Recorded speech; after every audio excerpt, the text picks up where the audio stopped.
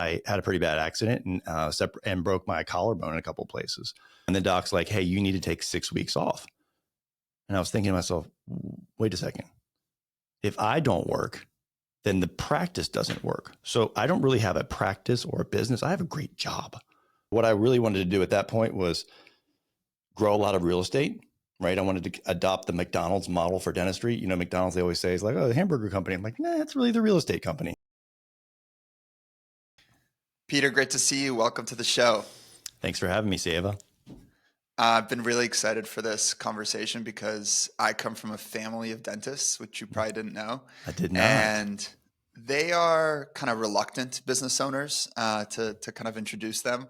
And you're like the far extreme, right? You're like a dentist who owns a series of businesses. You seem very entrepreneurial. You have your own mastermind. It looks like you have 8 dental practices that you own. Yes. Is that right? Okay, cool.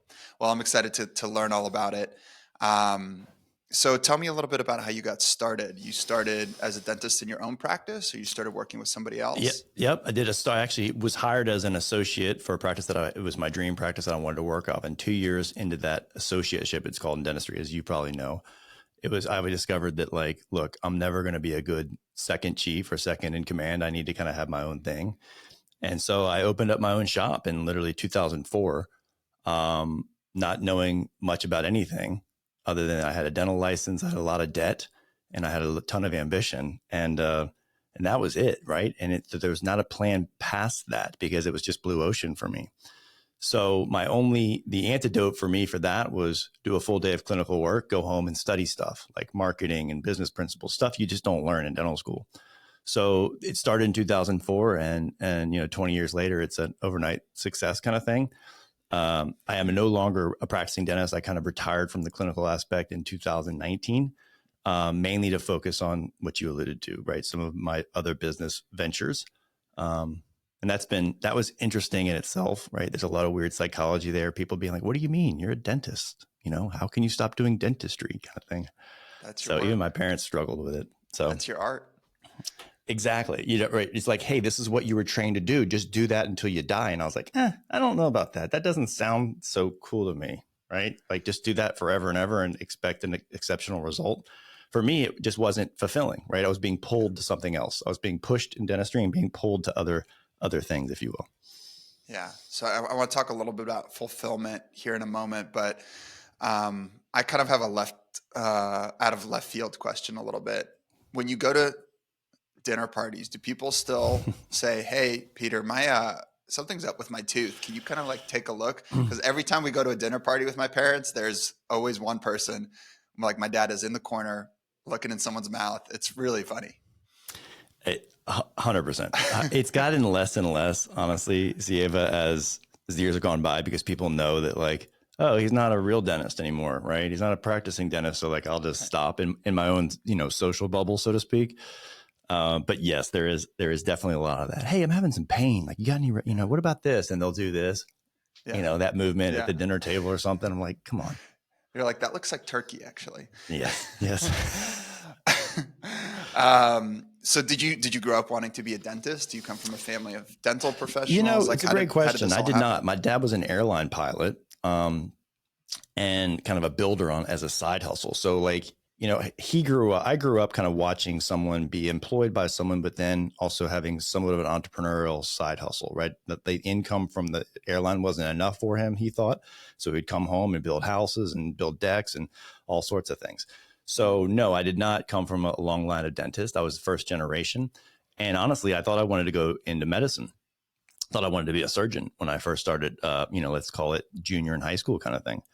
And then I went to the hospital and realized like, and, kind of doing your internships or volunteers to boost your resume. And I realized like, man, this is not for me, A, life and death, B, the amount of schooling, C, the lifestyle, was 3 things. I was like, I don't know about this, like the on-call thing just didn't feel good for me, given that I wanted to have a big family and, it wasn't congruent with my goals. So that being said, I went into dental school because I was like, all right, this seems like a good life. I didn't really love the idea of dentistry.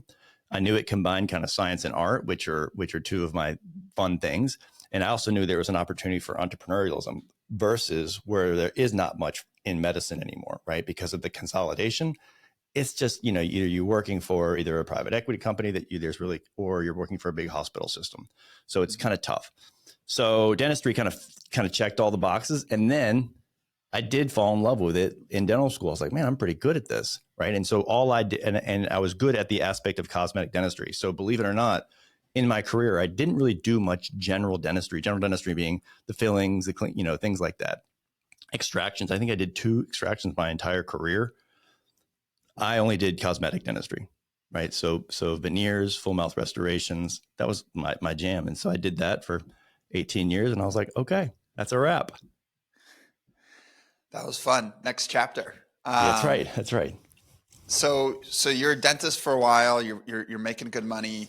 What set off the light bulb in your head to kind of try more? Yeah. So,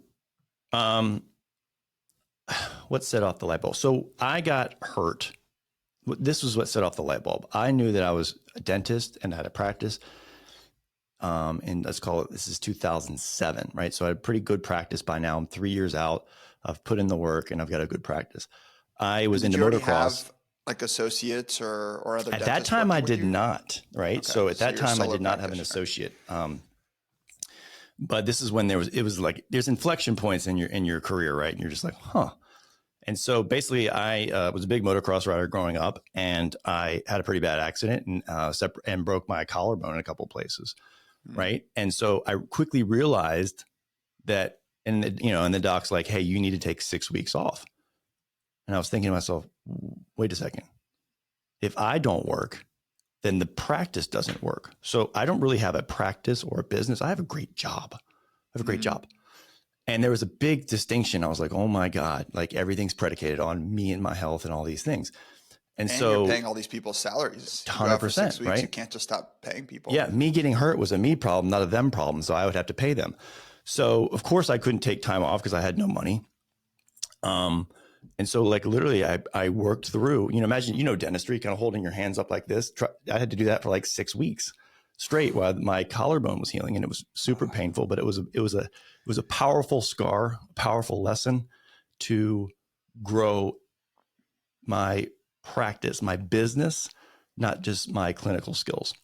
And so that set me off, my hair on fire towards, growing locations. And that was the other part. So Sieva, what I really wanted to do at that point was grow a lot of real estate, right? I wanted to adopt the McDonald's model for dentistry. McDonald's, they always say is like, oh, the hamburger company. I'm like, nah, it's really the real estate company, right? Mm-hmm. And so I've kind of adopted that. So I own on all my locations, and then some I own the commercial real estate. And then the practices are obviously in that.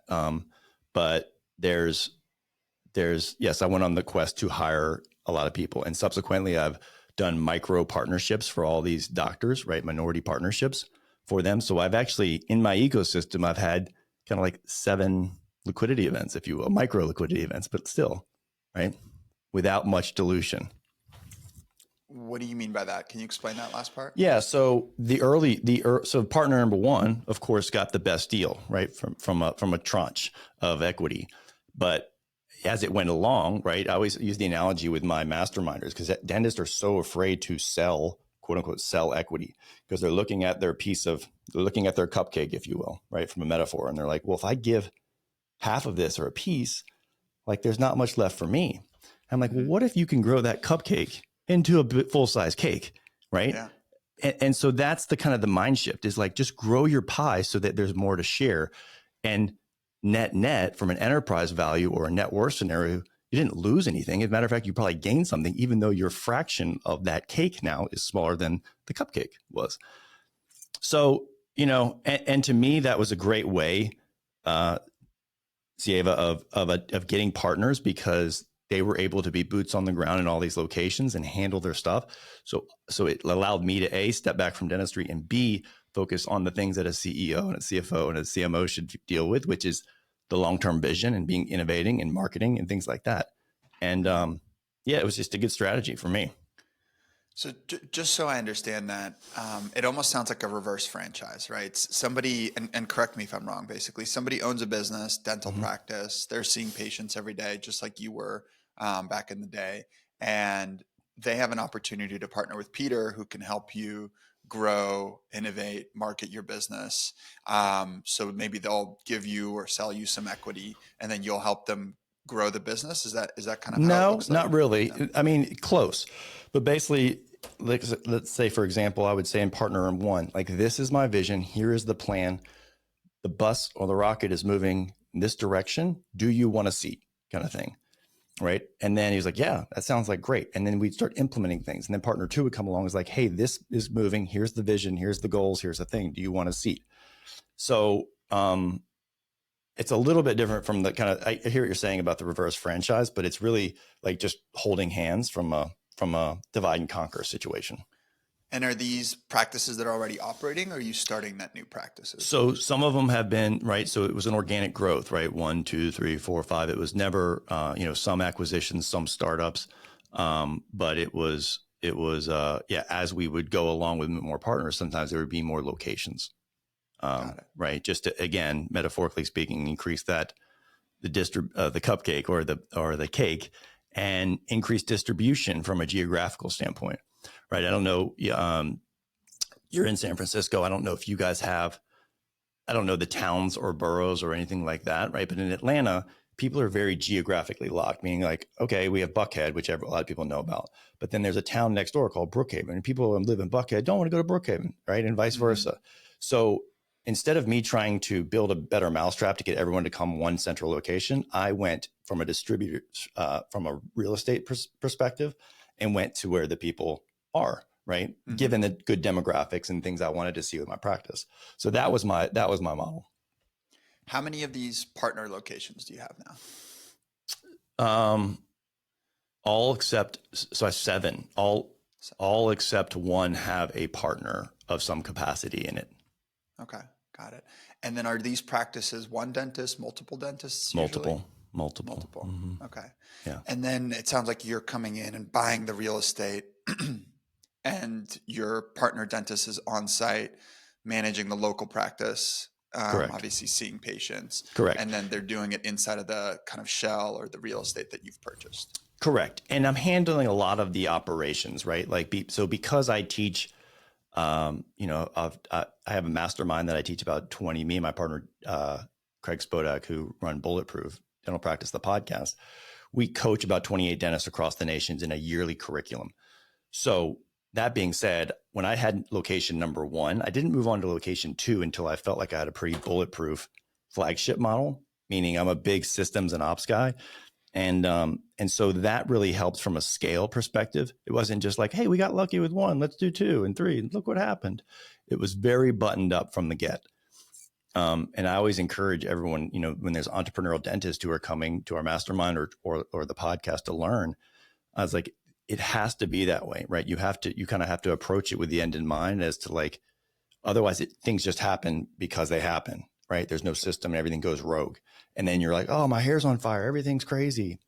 So systems, I believe, are kind of the antidote for business stress, quite honestly. Yeah, I'm excited to dig into some of those operating systems with you today. So just so I understand it, you like a dentist comes to you who owns a practice. They say, hey, Peter, I need some help maybe on the ops side or the marketing side to grow my business. You guys partner in a business in a different location outside of the town that you're in Georgia, but you prefer to keep them all in Georgia. You prefer to have like that location. Are you talking about from the mastermind perspective? No, sorry. Still on the DSO Just side. a merger acquisition kind of thing? Yeah. So usually when we get brought deals from a merger acquisition, it's the dentist pulling the effort card and being like, I'm done, and I want to leave the practice. So usually they're selling it, trying to extricate themselves from dentistry. It's not typically the person who's let's say mid 40s, really in their career, and they're like, hey, I really would like to join hands with you right now. Now, eventually, as the time of this recording, we are actually going to market. So in full transparency, I've I've almost had full liquidity events kind of 3 times with that in my career, right? By private equity or big dental groups. But it was always me being the recipient of, hey, we're interested in you. And I was like, oh, really? And so I just kind of went through the process without really knowing what I wanted. This time, kind of, we're running running a process, and we've hired an iBanker to kind of run the process. So to your point now about the dentist, we may be attracting people who are like, hey, let's join hands and run together versus me running alone kind of thing. So the model will shift. And there's a lot, I know I'm kind of all over the place there, but it's a different model. I don't know how familiar you are with the consolidation of dentistry.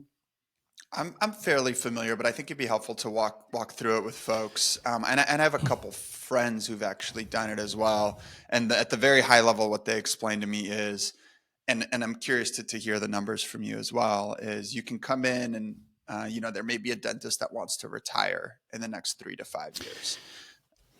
Yeah, And so they'll sell you their business for, maybe 1 to 2 times revenue. And if you can kind of package these groups of dental practices up together, you may be able to sell it to a larger private equity firm with a that's your higher arbitrage, EBITDA right? at a higher multiple. Yeah. So tell me a little bit about how you're So thinking about that is a little bit of, let's call it, there's evolutions of DSO. So that is kind of the DSO 2.0 model, if you will, meaning that in a zero interest rate environment, the amalgamation of all these random disparate practices made the sum of the parts more than the whole, right? Or more than each of those holes. Am I saying that correctly? You get what I'm saying? Yeah. So there was an arb play because money was so cheap. The cost of capital was so cheap. It's like, okay, let's just bolt on all these practices and dentists that are wanting to retire. And now, as we know, that when capital's a little tighter and a little more expensive, you really got to be able to focus on same store sales growth, right? What do you do post acquisition? What happens with that practice post acquisition? It can't just be the arbitrage of economies of scale, right? So now you have to be able to have the chops to be able to acquire a practice, right? With a dentist that's hopefully wanting to stay on. Typically now the retention of the dentist who's wanting to sell. If you're wanting to sell quickly and retire, there's plenty of groups that'll let you do that, but you're going to take a massive haircut on your valuation, right? Because you're basically handing the keys over and being like, I'm out. And so you're right. 1 to 2 times revenue is probably, 2 is probably rich. 1 is actually probably a little high on that. I would say in a situation like that, they're looking at 70 to 80% of top line revenue in a transaction. What is that? So EBITDA for those businesses runs what at like 20, 25% or something? I mean, in a well-run practice, EBITDA 25 plus would be the goal. Unfortunately, in dentistry, it's really hard to discern that in a solo practitioner. And so where this goes all the way back to my example of me getting hurt in a motorcycle accident. When you are the quote unquote labor in that, the dentist is the labor, let's say it's a one doctor owner, they conflate their net profit with their cost of labor. And it's not the same. So we always encourage them to run entrepreneurial profit. Even though a one doctor office, you still have to pay yourself as the cost of labor, as your replacement cost. And then what's left over after that is your entrepreneurial profit. And so that's where dentists get conflated. Like, oh, well, my overheads, I'm making 40 cents on the dollar. I'm like, are you though? Yeah. Because your replacement cost would be about 30 of that. So you're making Meaning about you 10. have to pay yourself a salary because they're taking all of that as a distribution, but you don't have to really calculate properly. Yeah. To make it to make it pretty merit based, you should run authentic calculations. No different than what a buy side Q of E would do on that, right? Is it really evaluate it from that point? Even if you're not interested in selling, I always say, like, get the data that someone's going to use, to determine your enterprise value. So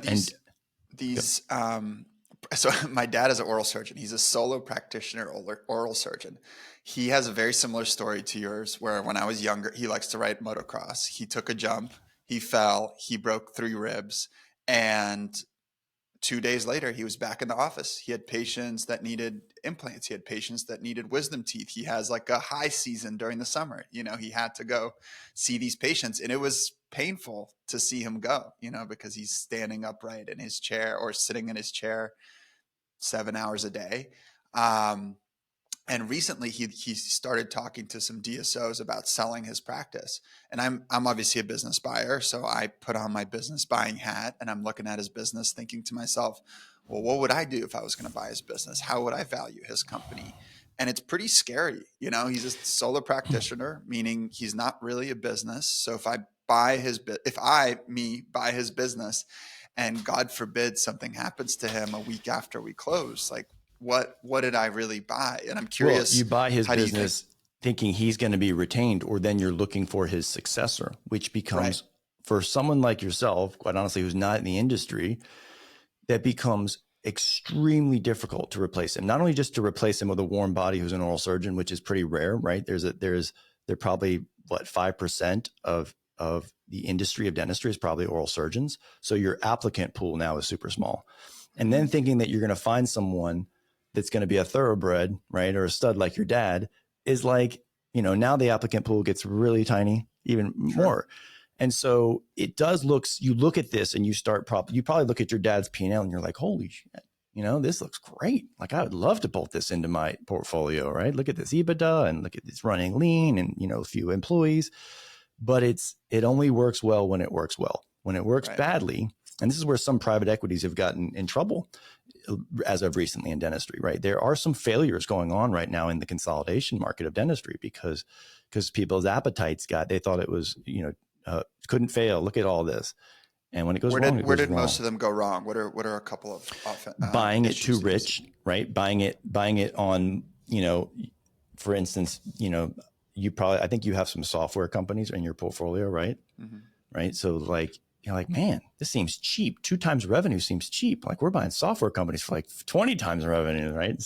So I think buying it too rich, right? Buying it where it's outside the multiple of being able to return. Like I've heard some groups and practices trade for like 18 times EBITDA. Mm-hmm. And to me, it's just not sustainable. That's not sustainable, especially when there's a succession going on. Maybe there's a 5-year earnout for that principal doctor. It's going to be tough. It's going to be a tough way to get back your capital to your LPs potentially on that, right? So I think some of them were bought too much, too high, I should say.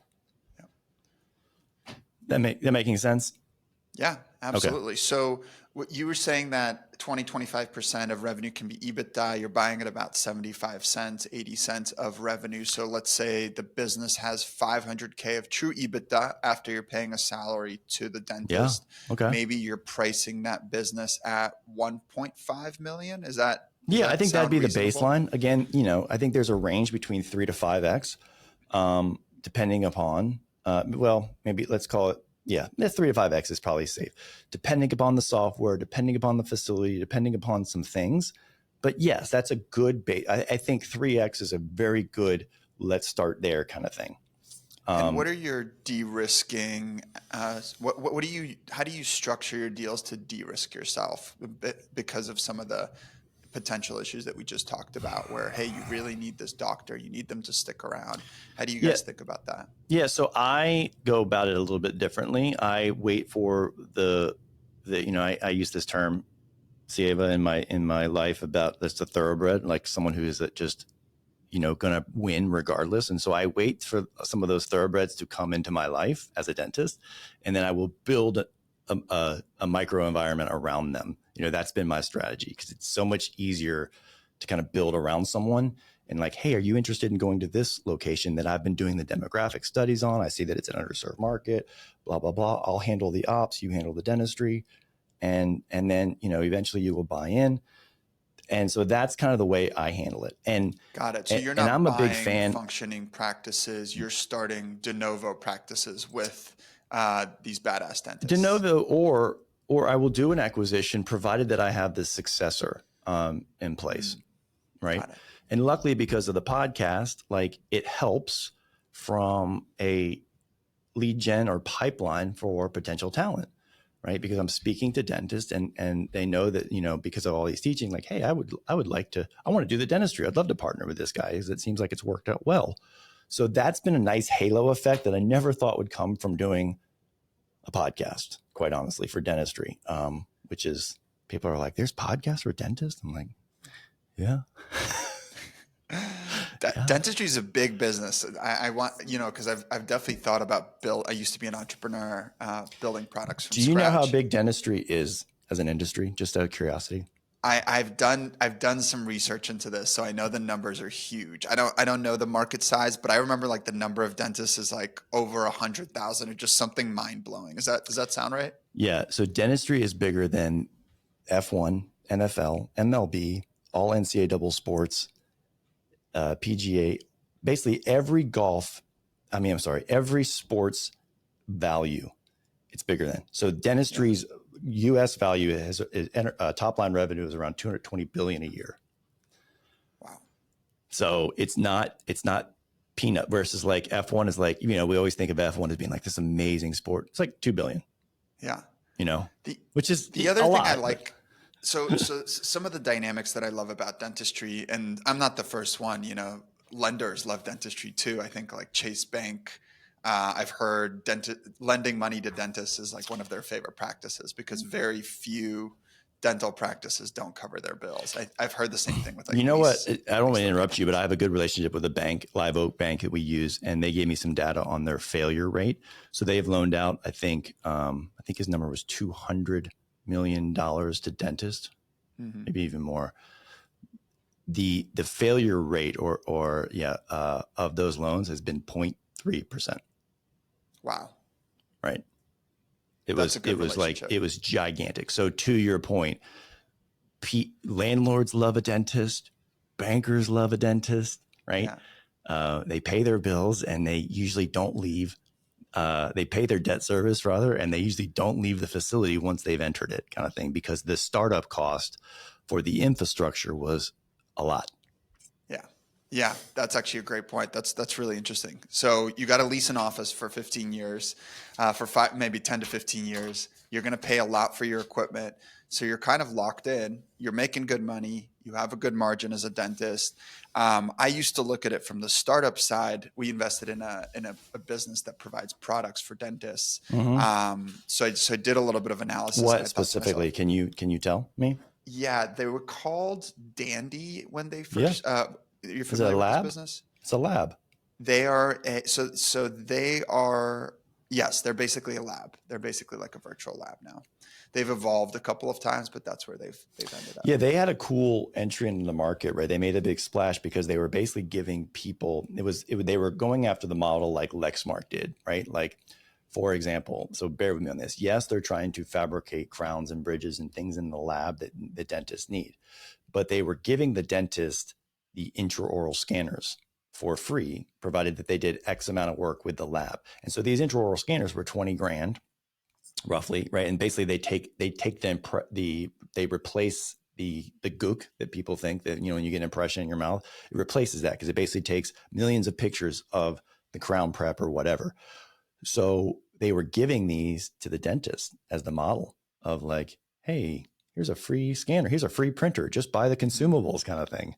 Um, that was my analogy there, but they No, that's got. that's exactly right. And then on the back end, working with a lab is a high margin, fairly high margin subscription business, basically, right? Well, If it's you have a typically about lab, 8% of a dentist P&L is lab work, yeah. right? So it's not insignificant from, like you said. I mean, shoot, before I opened up my own commercial lab, my lab bills were a couple $1 million a year. So it's not like it's a big part of a P&L for sure. Yeah. Really interesting business, interesting hook. As you said, they raised a bunch of venture capital to be able to do that. Um, and I met the guys when I was Good. in That's awesome. school. That's cool that you've had exposure to that. Very cool. Yeah, it's a good group of people. What are you working with Live Oak Bank on? So they were helping. It's to help create financing for a lot of my masterminders or people that are in the bulletproof ecosystem, right? We try to help entrepreneurial dentists kind of go to the next level, right? Because we get no business training. Most dentists don't know, no throwing no shade, but they don't know how to read a balance sheet. They don't know how to read a P&L.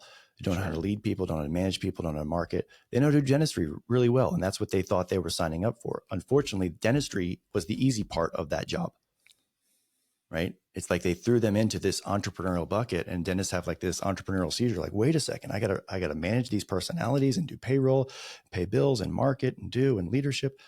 So back to your question about Live Oak, is we just try to create a relationship so that we can be the advocate for getting people funding for some of their dreams. And Live Oak is very pro dental friendly.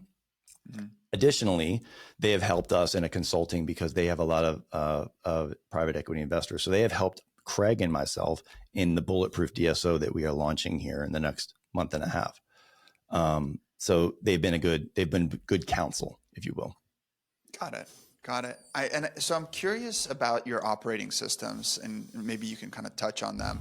How does your philosophy on running a practice differ from many other dental practices that you've seen? Or what are some practices that you implement the day after you start working with a new dentist? Yeah, so it's a great question, and I wish I could distill it down to just do this. But and don't you hate the answer? It depends. I always hate when people give me like it depends and things. But let me try to answer it this way. So I remember hearing a podcast back in the day of a dentist. Dentist was on being interviewed, not dissimilar to this, and he was like, dentistry is just too complex. There's too much going on. It's just too hard. Blah blah blah.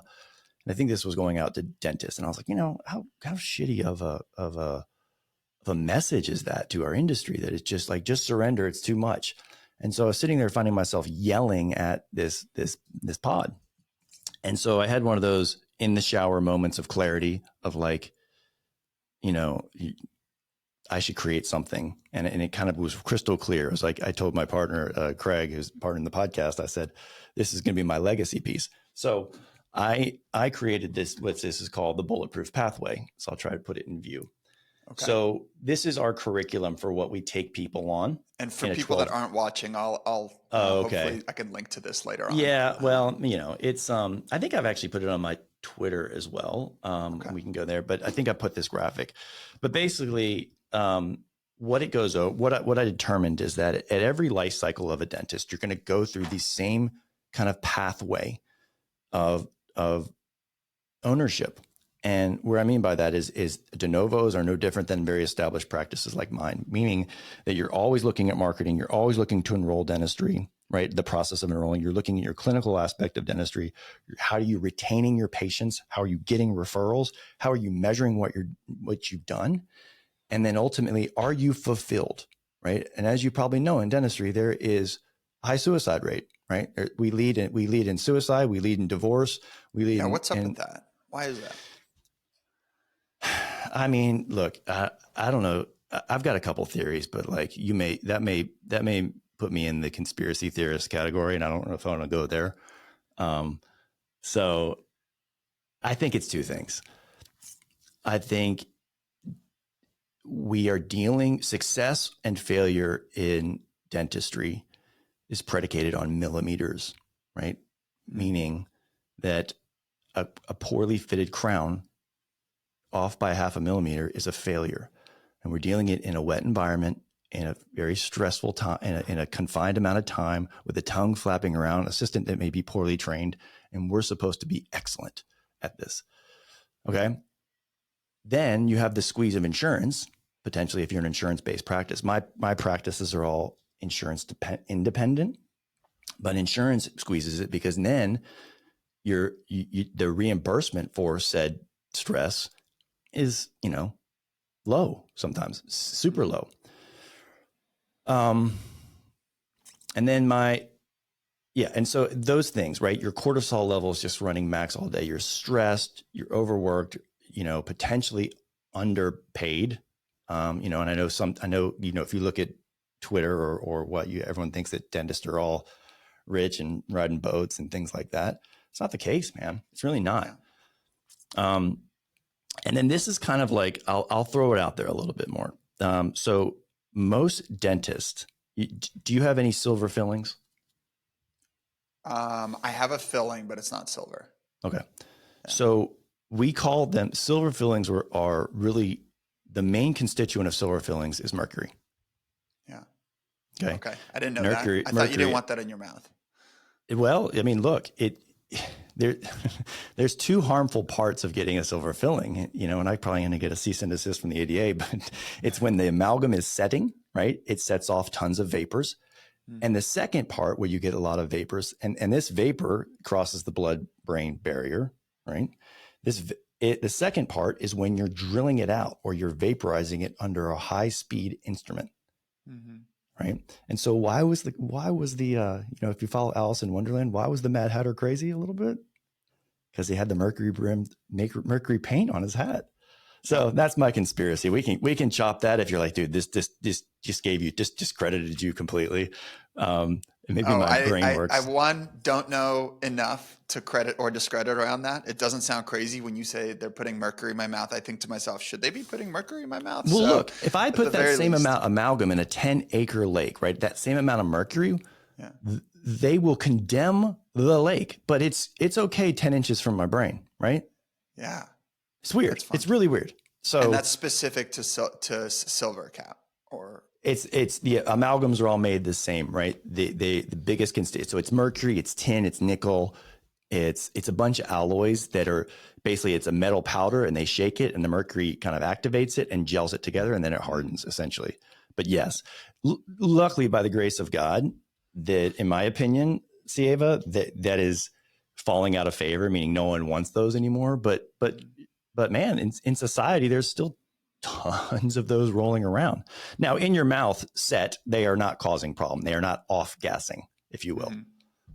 But the removal, you know. So anyway, so I didn't really want to go on that tributary, but you asked about why our subset of dentists is a little more prone to depression, potentially suicide, divorce, things like that, or drug abuse, even.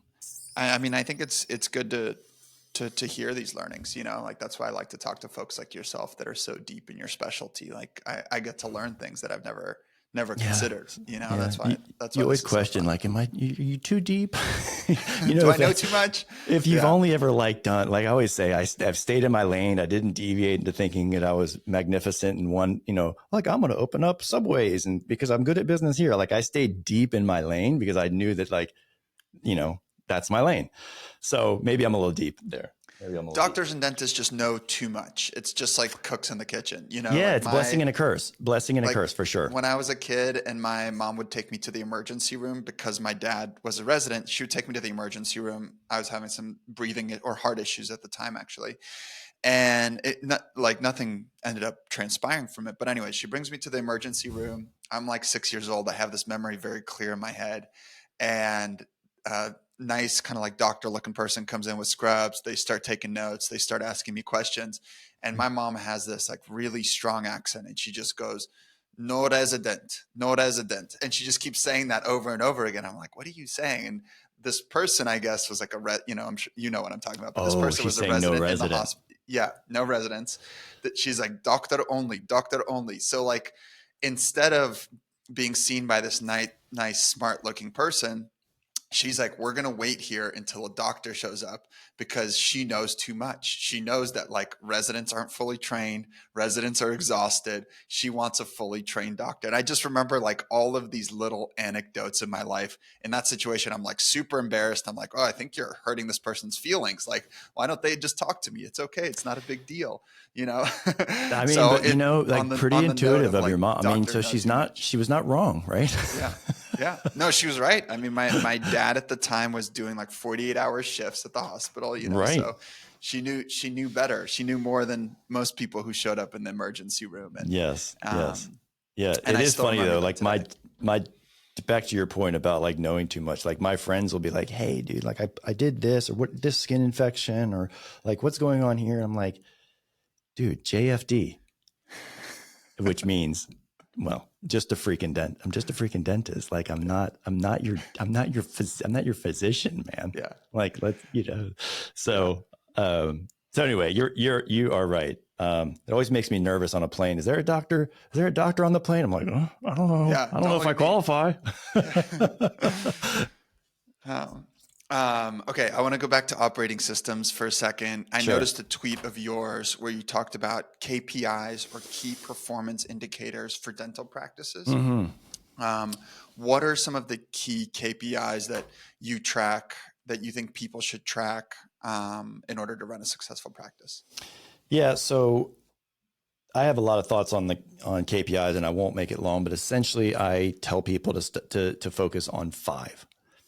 And the reason being is that dentists we get shiny object syndrome when we go to trade shows and we see this software, right? I'm guilty of it as well. We see software that has these business intelligence platforms that integrate with our practice management, and it gives us all this data. And Sieva, we get super romantic about thinking that we're going to come home, we're going to dig into this data, and all of a sudden it's going to raise our business acumen just by virtue of having it, kind of thing. And what happens, do you think, when in those kind of platforms? Meaning you're getting all the data is at your fingertips. This dashboard has hundreds of things you can see. What do you think happens? Do they just get overwhelmed and go back to their old ways? Paralysis, right? Yeah. Paralysis by analysis. And so when that happens, they kind of get to themselves. It kind of exposes them to themselves like, shit, I don't really know what I'm doing, right? Nor do I know how to fix when I see something bad. I don't know what were the constituents that got me to that bad KPI. Therefore, let me just close the laptop and put my head back in the sand and go do dentistry. Yeah. So I think that that KPIs for dentists used to be super binary, right? You either did them a lot, right? And that was what you were good at, right? Like I was pretty good at that. I just had a business mind. So I was a fan of, or you were 0. You had no idea what was going on. So it was either really good or 0, super binary. So I'm a big fan of just kind of like eating the elephant one bite at a time. Give people something tangible. So we have developed 5 bulletproof KPIs, which is what you saw on that Twitter post, because those 5 to me are the things that I look at each and every day. And I think 5 is very, very manageable, right? And if those 5 are checking the box, meaning they're glowing green, hypothetically speaking, I can close down, go back to soccer practice, go back to baseball practice, go back to playing my kids, go back to my vacation, whatever it is, move on to the next thing. They are barometers of the health of the practice without me having to dig in and saying, oh, that looks good. I don't know what I'm looking at, but that looks good. So, I mean, I can go over those, but like your audience is, they're gonna be like, all right, this really doesn't apply. But it's 5 simple things that I think there'd probably be an extrapolation for all of business, right? Meaning, walk through them quickly. Yeah. Just because I do think when I read it, I thought to myself, oh, this is valuable for every business. Like we own a plumbing company, we own an HVAC company, like 3 out of 5 of those or 4 out of 5 of those metrics. I thought to myself, oh, this is directly applicable to my plumbing company, Yeah. So dentists, so I'll go over, I don't have it in front of me, so I'll probably go out of order. But if you have it in front, you can probably prime me on staying on track there. But the biggest one that dentists do, we wear this badge of honor about new patients. I don't know if you ever heard your dad say that, right? Basically new customers. Mm-hmm. And so we go around trade shows and we'll say, I got 100 new patients this month, right? It means my marketing's working, my business is working, everything's good, which is a little bit, that metric I don't like. So we use something called net growth. So it's not just how many new customers get you, but how many did you retain? Or in this instance, how many of your patients became inactive? And inactive patients are defined as 12 to 18 months. They haven't been in for a visit. And so sometimes dentists will have a wide open front door, come on in, 100 new patients, and they have lost 112 patients in their database. So their net growth. So they were actually contracting when they thought they were growing. All right. So that is one. Of course, top line revenue is something you want to look at, right? It's called the collection. So we have in dentistry, we have 2 things. We have a production and we have collection because of insurance. So collection is the money that lands in your bank account. Production is what the amount of dentistry that you did. Sometimes there's write-offs and things like that. The reappointment aspect of it, meaning that what does active patients with an NV mean? That seems to be So active. So basically, the reappointment means what percentage of your dental population has a next visit scheduled. Got it. Okay. So 10 people come to the office. Did 8 of them schedule for next, or they should leave the office with the next appointment, right? Because we are in the business like software a little bit, and that we have the blessing of recurring every 6 months you should be seeing the dentist. Every 3 months you should be seeing the dentist, right? So are people leaving with a next visit scheduled, right? And that's going to increase the frequency of customer visit. And then there's another one on there called APPV that I track, and that stands for average production per patient visit.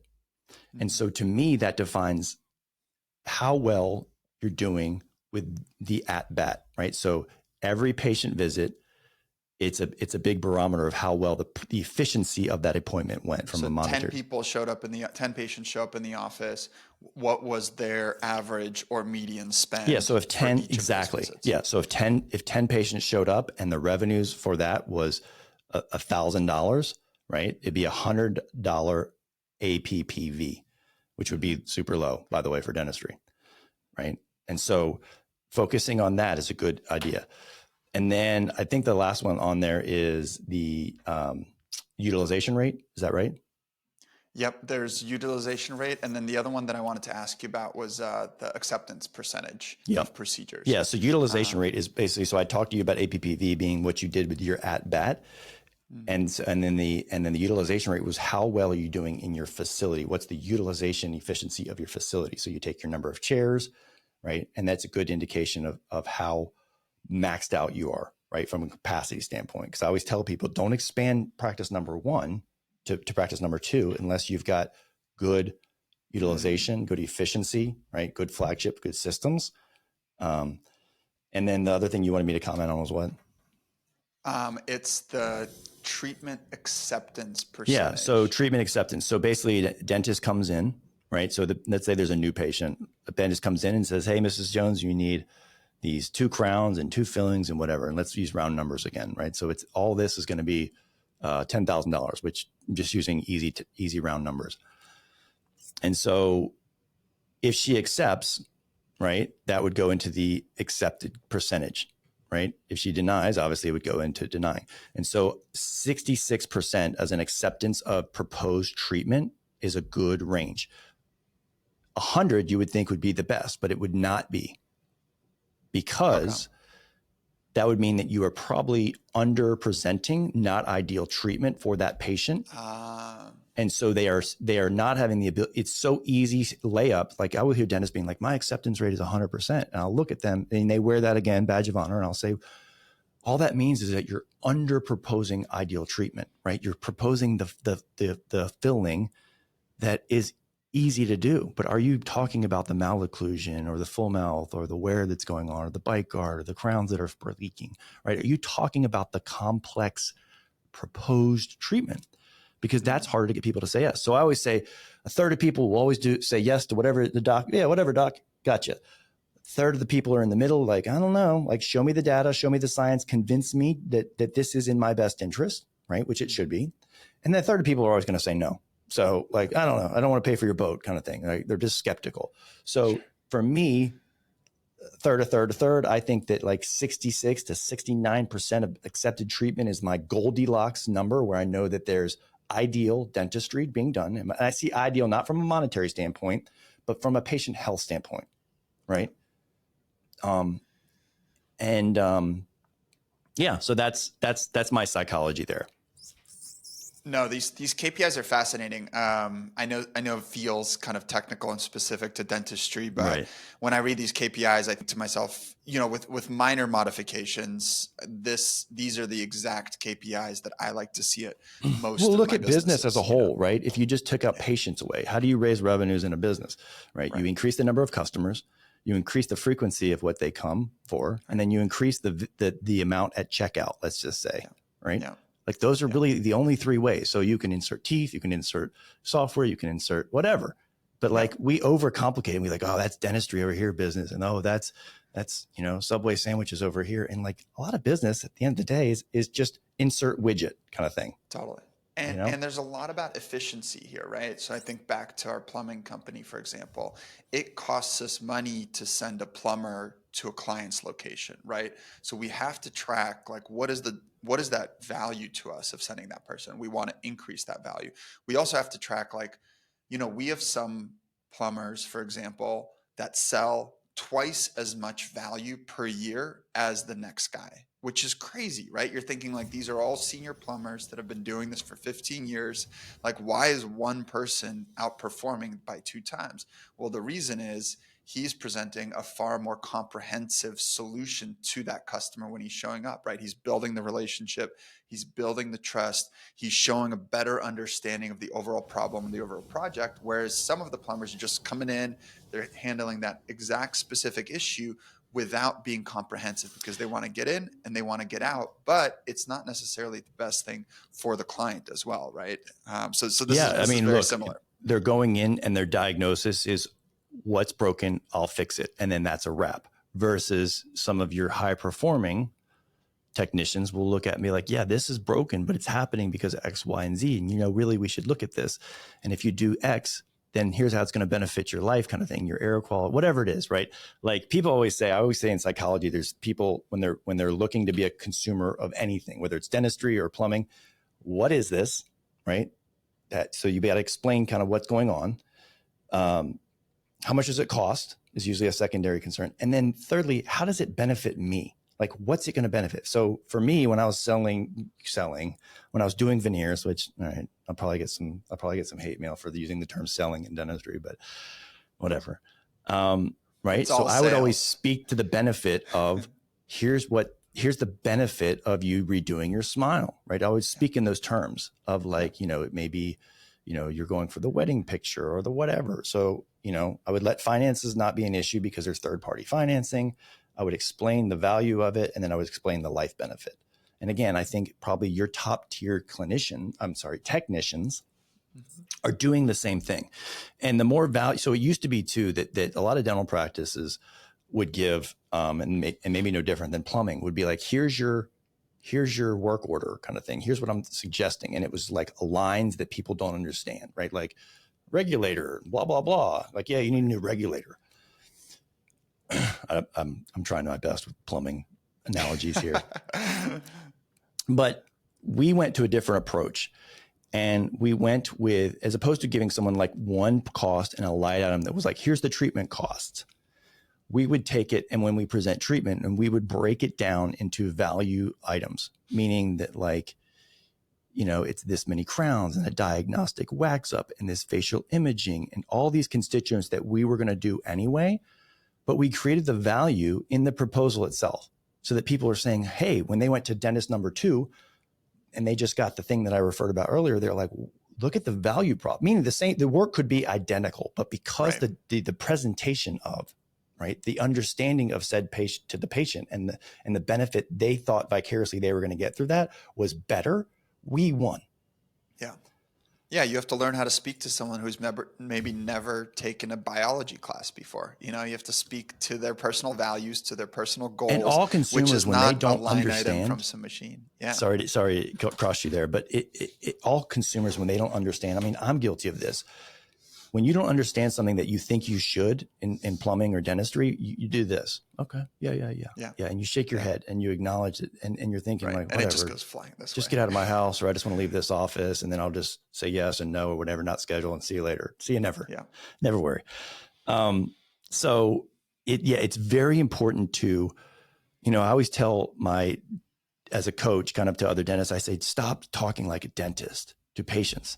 Like, don't default to being technical, because they will shake their head and be like, yeah, looks good on this x-rays and these radiolucencies, and using these big terms, which you think you look smart, but you're causing confusion, right? As opposed to being like, Miss Jones, this thing is broken. Don't worry. I got you. We're going to fix this. Great. Here's the, that's all people really want to hear, right? Right.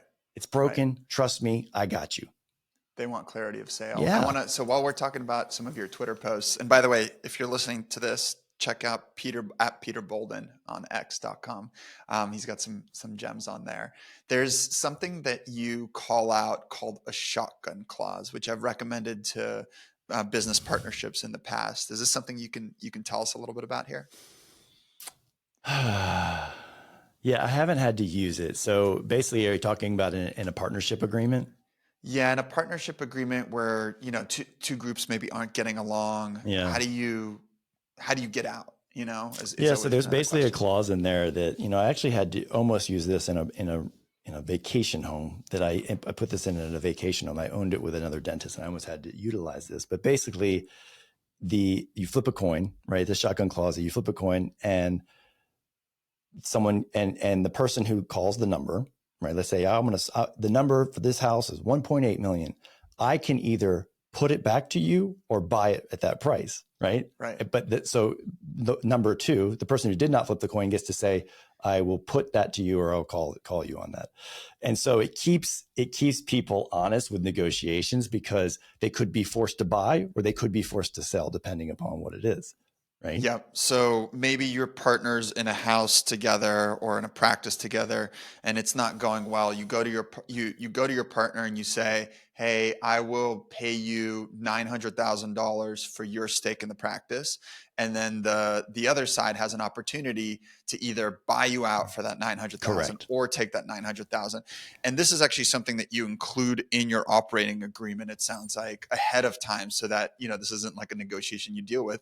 It's just a piece of your operating agreement. And then if at some time in the future things aren't working out, this is the process for how I you like resolve this your too. I partnership. mean, thank God I haven't had to use it, right? But from a psychology reason, I like it so much because when people get obviously locked in, well, I had this audit done and I had this appraisal done and it's saying this, and like you can spend a tremendous amounts of time, right? There's three currencies, right? Time, money, and emotion. You can spend a tremendous amount of time, money, and emotion on said thing, right? Fighting and digging in and being like, I'll show you, I'm going to win, right? My appraisal says this and your appraisal says this, and let's fight it out in court. Versus like, this method, it just keeps everyone aligned and honest, right? Yeah. And it's just very easy once everyone, and like you said, if it's in the operating agreement, you kind of have to agree with that. No different than an arbitration or mediation kind of thing. You have to agree that in a deadlock, this is what we're doing. Yeah. And usually I have never heard, have you ever heard of an instance where one party got screwed in this? No, but I also haven't heard of anybody use it. Right. I just much prefer It is the this than what nuclear I've option. seen.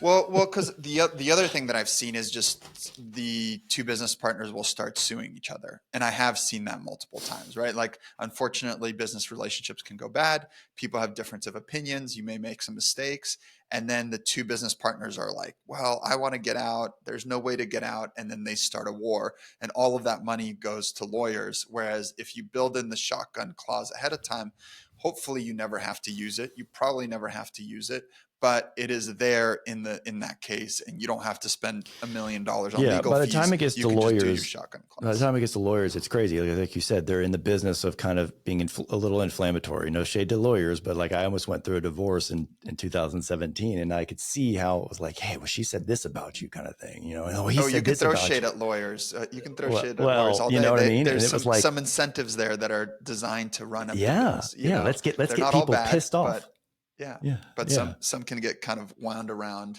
a situation. But it's just incentives, right? It's like Charlie Munger's line, like follow the incentives. Maybe they're not bad, maybe they don't intend to be bad, but at the end of the day, they're paid by the hour, and that can rack up a But big bill for business you. relationships are no different than a marriage, right? Back to that, kind of like you enter it thinking, "Gosh, we're gonna be business partners for life, right? This is never gonna fail. Everything is flowers and roses in the beginning, and then over time, potentially, things can fall apart. No different than kind of a marriage, right? Your bucket of expectations changes, and the dissolution is where people lose their minds Mm-hmm. of said arrangement, right? It's Yeah. pride, it's ego, it's feelings. All these things are now conveyed to the attorney, who then monetizes that essentially sometimes, right? Right. Yeah. So the I'm not. main takeaway is best case scenario in your operating agreement when you start the partnership. It's basically like having a prenup, right? Come up with a set of rules that allows you to dissolve the partnership if it doesn't work out. Because if you have to go to lawyers at a future date, you're both going to lose a lot more money than you would have if you had pre-planned a potential Or unalignment. alternatively, a very clear methodology of valuation, right? That can't be manipulated. You know, I always tell people that it should be based on, if you're going to do it that way, do it on like a top line revenue, not profit, because profit can be monkeyed with a little bit. Yeah. Right. So it's a crystal clear delineation with examples put forth in the operating agreement. So there is no confusion on how the math is even done. That's really smart. I like that. Right. People think that I always think, you know, my operating agreements are sometimes look a little sophomoric, I think, because they have examples and stories and, you know, maybe not stories, but like operating agreements don't have to be this shiny piece of like, oh, look at this perfect legal document. Right. It's really just how are we going to function? It's easy to function when everyone's making money and everyone's getting along. How are we going to function when things hit the fan? Yeah. Yeah. Or you die, or someone dies, or someone gets a divorce, or some, you know, all those things. So sorry, I get a little bit excited. No, and I think when you get started in a partnership, you have kind of like stars in your eyes. You're like, oh, this is the best partner ever. That's what I'm saying. They're so smart. Things are going to go so well. Like, I don't need to think of the downside. Like, it's kind of like, I actually hear this from people about prenups and marriage as well. Like, oh, you can't think of the downside. Otherwise, like, it's more likely to happen. We don't have to talk about the marriage side, but on the business side, like, this is a new person that you're entering into an economic arrangement with.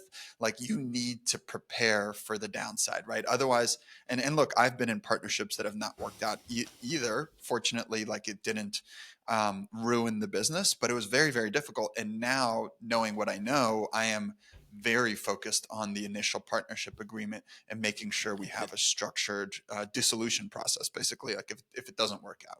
I think that's the evolution of smart business people, is just what you said, right? In the beginning, you're super romantic about your business relationship. This is never going to fail. No, not dissimilar to that of your marriage. And I think when you have the instruments, I think prenups are a great idea. I don't have one, but it would have been great because it would have taken things off the table. So we won't get into that, but I completely agree with you. I think that's the evolution of business people, because you have the scars that show, let's not do that again, kind of thing. Yeah. I've been there. I don't want to see it again. So right. You have one of my heroes on your website, and I'm really curious how you got him there. Tony Robbins has, yeah. I've been to a couple of his seminars. I think he's incredible. I rave about him all the time. How'd you get Tony on your website with the testimonial? Yes. So Tony is friends with my business partner, Craig Spodak, who's down in South Florida. He runs a practice called Spodak Dental Group, and he is Tony's dentist. Tony also, they are friends, and Tony has beautiful teeth. I mean, beautiful he's teeth, 7 foot tall. You could see his teeth from like a mile away. Yes, beautiful teeth and giant hands, right? Yes. But Tony and Craig are very tight, and Tony has read. You know, we have a book out on Amazon, and Tony's interested in all things business. Like, he's just a superstar of psychology and mental health and business. Like, he's just, he's not I don't know if he's a billionaire yet, but he's not a billionaire by mistake, kind of thing. Mm-hmm. So anyway, they've spent a lot of time together, and in that time, Craig has kind of talked about, the bulletproof pathway and the principles and the things. I have a manual of operations here. You can't see it, but I mean, this is my operations. I'll try to get it in view. So I'm looking at a big, thick manual. Yeah, it's like, it's 200 pages of operations for running dentistry. And so like, he's seen that and been like, look, I'll give you happy to give a testimonial on what I've seen, right? I go to this practice. I know your part, so that's a big lift, because like, you like him, dentists love him, right?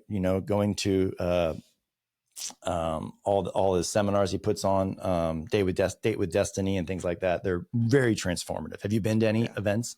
Yeah, I've been to Unleash the Power Within once alone, and then I brought my mother and sister, and they had a blast. They loved it too. It's really. Did you do the firewalk and such? Yeah, we did the firewalk. Yeah, it was cool. We're part of the cult. It's funny you mentioned. Do we have time for a little bit of a quick story with Tony? Hell yeah. So when I was growing up, we would go my mom would go visit my grandmother for the summer. We'd go up into rural Pennsylvania in a town called Phoenixville, and my grandmother was house sitting for people that didn't have, and back then, there was no phones, no internet, no nothing, right? So I was out in the sticks on this big farm, and the only thing that was nearby, I was bored out of my mind. So like, I'm probably 11 years old. maybe 12 years old, bored out of my mind. The only thing that was in walking distance was the library. I didn't want to read because no kid wants to read, right, at that age. But at the time, the new phenomenon was books on tape. And so I got a hold of his tapes. And because of my super boredness, was it a tape or was it a CD? No. CDs didn't exist then. You kidding me? I'm 48 years old. Wow. So I don't know. Maybe they existed, but shoot, they sure as heck were not at this library. And so I walked around this farm all summer long, listening to some of these things. Some of the things I understood and some I didn't. But you know, Tony is not teaching business and like unleash the power. And I should know what the tape series that I listened to was. But basically, Sieva, I listened to this on repeat, and I feel like it infected in a good way my future. Right. I feel like it kind of, I think that your brain is a set of programs, right? And sometimes you can have a virus or sometimes you have a fault, but sometimes you can program it with amazing software. And like, I've told him this, that like, you know, his tapes kind of embedded that software in my brain, I think really early. And it put me on this, like fired up. I was a super mediocre kid in a lot of things, I think at that point. And it kind of like fired me up on a whole lot of levels, you know, even at that young age. So it meant for him to be on the, you know, advocating for the book and being on our website and all these things. It was like, you know, you had to pinch yourself, right? A little bit and be like, oh my God, like it's full circle kind of thing. Like it's just crazy. It was crazy. So I'm really proud of that. And that would never have happened without my partner, Greg, because of, you know, he's you know, in South Florida, he has a humongous practice, like the Tesla of dental practices, like 18,000 square feet practice. And it's amazing. And he has all these celebrities that come in and, you know, and he's like this gregarious, he's like the Tony Robbins of dentistry almost, right? Very gregarious and everyone's a friend and like, come on, and I'll teach you this.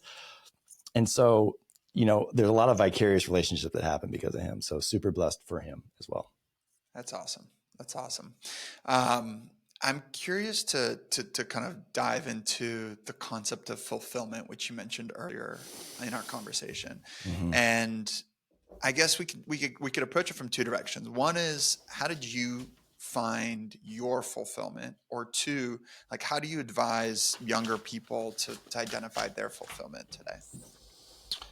So this is a big one. I'm gonna go back and pick this up for a second. So in the curriculum, and I know people are maybe listening, but in this curriculum, the first thing you'll see is something called visioneering, and something that's really pervasive in our industry, Sieva, is the fact that like people will cut and paste visions and dreams because that's what they think they need to put in place, right? As a dentist, meaning, oh, I heard private equity loves multiple locations, so let me go do that. Oh, I heard I need to produce this much, so let me go do that. And at the end of the day, I always say the master KPI, you know, I talked about the 5 KPIs. The master KPI is, are you happy or not? Like, because if you're not, does any of the aforementioned even matter? Does it matter? Because it's not sustainable. You're just going to quit whenever it gets tough. You know, it's just not sustainable.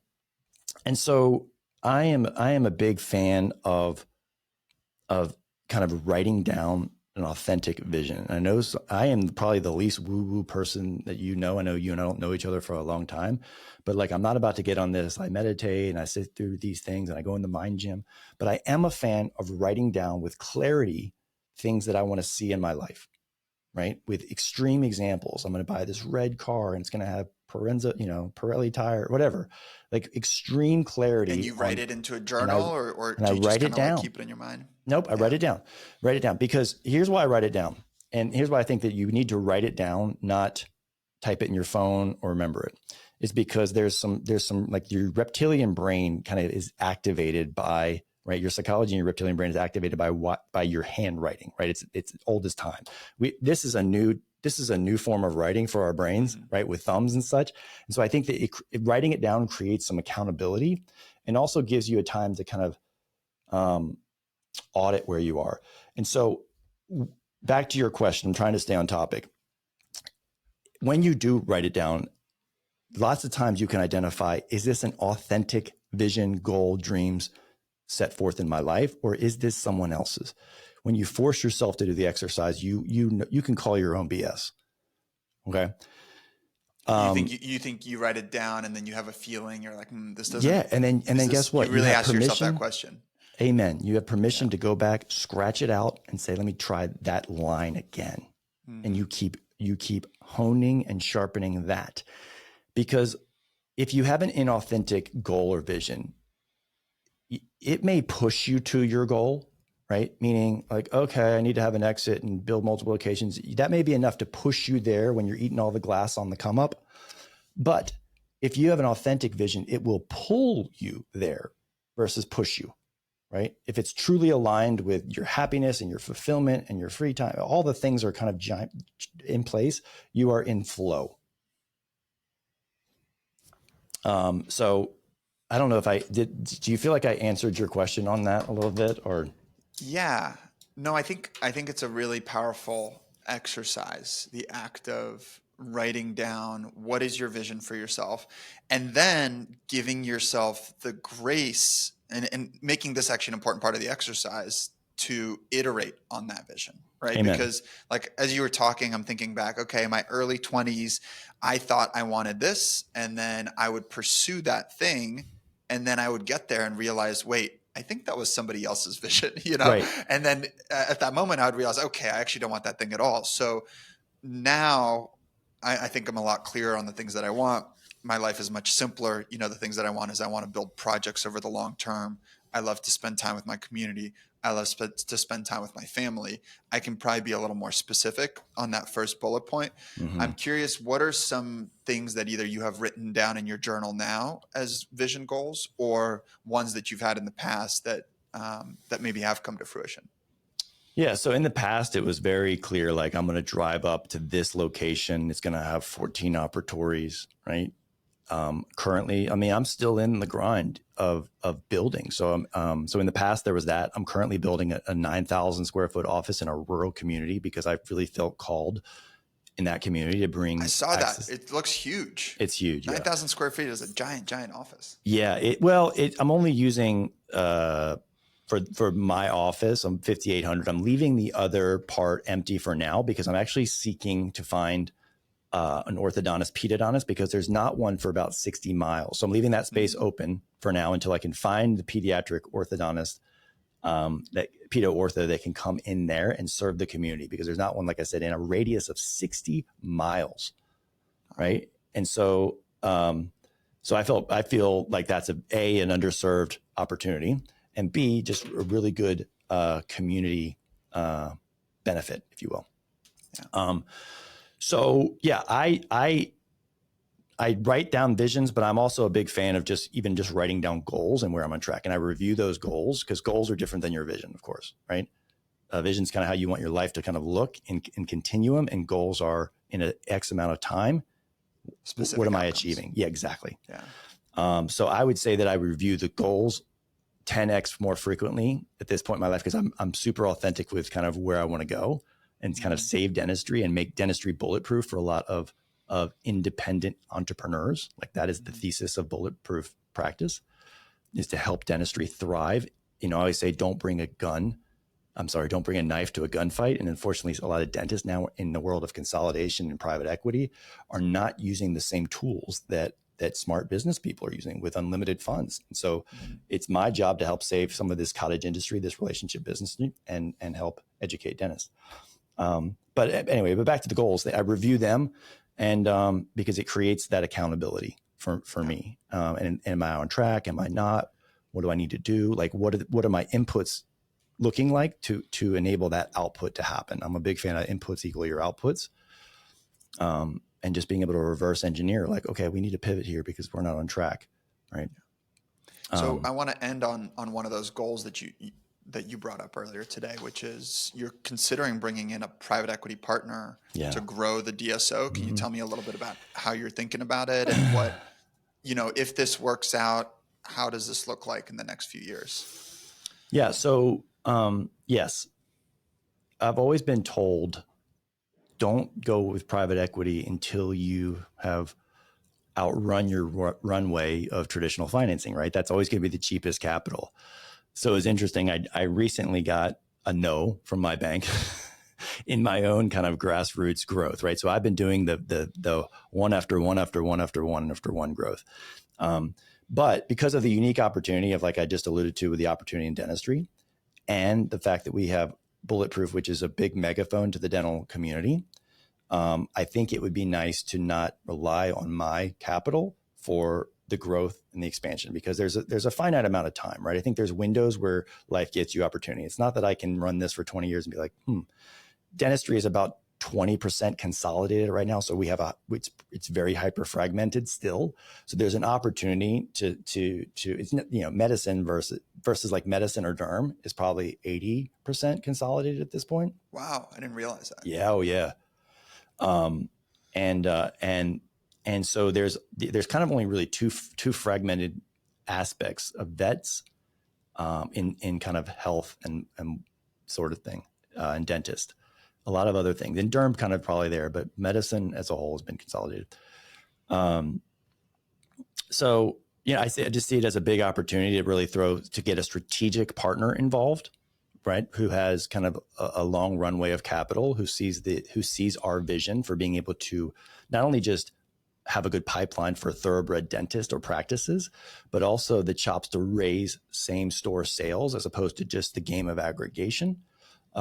Increasing the dentist's happiness, increasing the team's happiness, like just making everything thrive, because I think that thrive goes to the bottom line of EBITDA, and ultimately that's where the LPs and all that are going to be interested in. Yeah, that's cool and all, but like, did this make money? What's my MOIC, right? So I just see it as a big thing. It's like my worlds. When I started the pod, honestly, it was, I don't know why I'm doing this, and I'm having dentistry over here, and there's all these things. And it's interesting, like now my worlds, I'm trying to get in the view of my thing. Now my worlds are like converging, and I'm seeing this like massive opportunity. And I'll never forget a kid when I was getting consulting for the podcast. I was super busy, hair was on fire, doing so much clinical work. And I was like, I want to start a pod. And this kid, I met with him for lunch. He was 18 years old. He was like this pod expert. At the end of the lunch, I was like, I ain't doing this, man. This is way too much work and too much production. I don't have time for this. And he's like, man, I don't know what's going on in your life. This 18-year-old kid that said this. He said, I don't know what's going on in your life, but I can assure you, if you do it, it'll be the greatest thing you did in your life. I was like, what do you know, dude? You're 12. Like you've been on this earth for Christmas like past in like less than 2 decades. Yeah, exactly.